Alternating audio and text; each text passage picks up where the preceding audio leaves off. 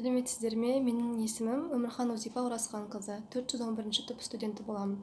Бүгінгі бізге тақырып бронхоспазм кезіндегі алғашқы көмек.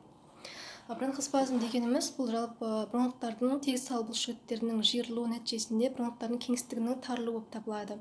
Бұл қай кезде дамиды? Бронхоспазм бронхиалды астмасы бар немесе созылмалы обструктивті өкпе ауруы бар науқастарда аяқ астынан асқыну ретінде көрініс береді, немесе сезімталдығы жоғары науқастарда қандай да бір сыртқы ортаның аллергендері әсер еткен кезде дамиды. Және сонымен қатар кейбір дәрілік препараттарды қабылдаған кезде, мысалы аспиринге қабылдаған кезде оның әсер етуіне байланысты бронхоспазм дамытуы мүмкін. Сонымен қатар физикалық жүктемеден кейін науқастарда суық дем алған кезде бронхтардың тітіркеніп жиырылуы нәтижесінде дамуы мүмкін. Науқаста бронхоспазм екенін қалай білеміз?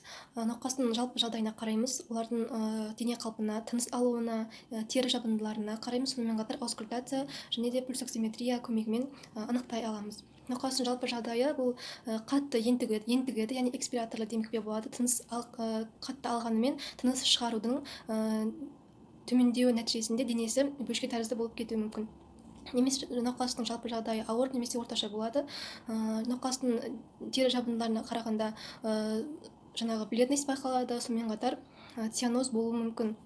Науқасты пульсоксиметрия арқылы қарағанда сатурациясының 95%-тен төмен болуы байқалады, және де аускультациямен өкпенің салыстырмалы перкуссиясын жүргізген кезде патологиялық белгілер байқалады. Аускультациясында везикулярды тыныстың әлсірегені және де құрғақ ысқырықты сырылдар естіледі. Бронхоспазм кезінде алғашқы көмек ол ең алдымен науқасты аллергендерден аулақ ұстау, яғни егер аллергеннің әсерінен болатын болса, аллергендерді жою, сосын науқасты психологиялық тұрғыдан тыныштандырып, жартылай отырған қалыпқа түсіру керек, және де науқастың қысып тұрған, мойын аймағында қысып тұрған галстук киімдерін ашып тыныс алуына мүмкіндік береміз.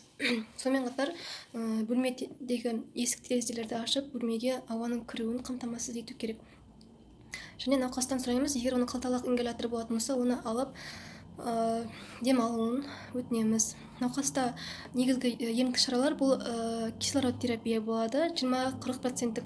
Бұл кислород терапия 2-4 литр минутына жүргізіледі.